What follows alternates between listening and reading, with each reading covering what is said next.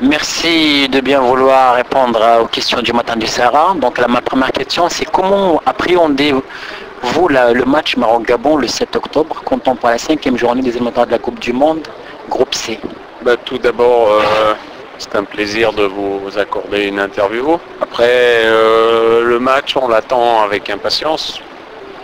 Les joueurs, le staff, je pense tout un public, toute une nation, tout un pays. Donc, je pense que c'est le match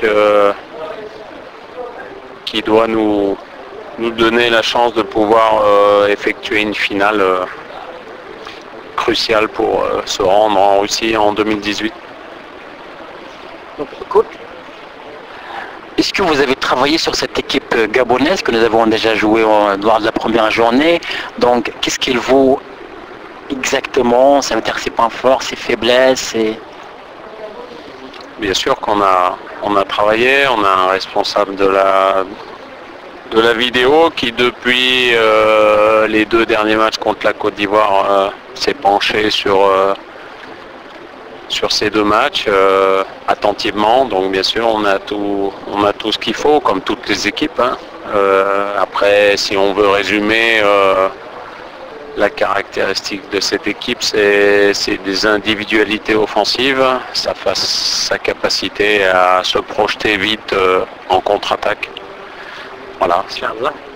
Donc, à quel genre de match vous vous attendez le 7 à 20h?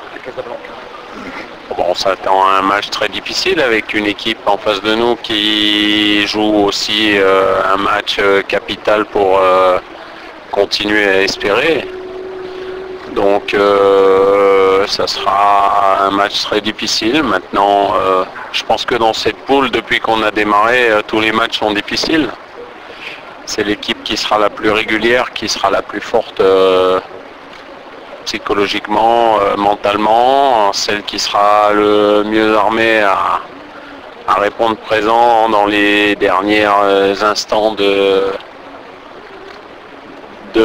ces confrontations qui se qualifiera pour le mondial. Donc c'est à nous d'être prêts. On n'a pas le droit de ne pas l'être. Oui. Toutes les listes sont difficiles à faire, mais celle-ci qui concerne un match capital où la victoire est obligatoire, est-ce que ça a été plus dur encore à faire? Non, c'est pareil, c'est la même chose.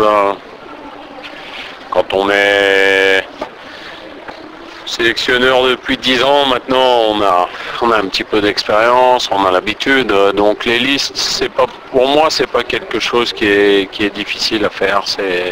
Voilà, moi, je suis ma ligne de conduite avec un groupe qui a une ossature et après on y ajoute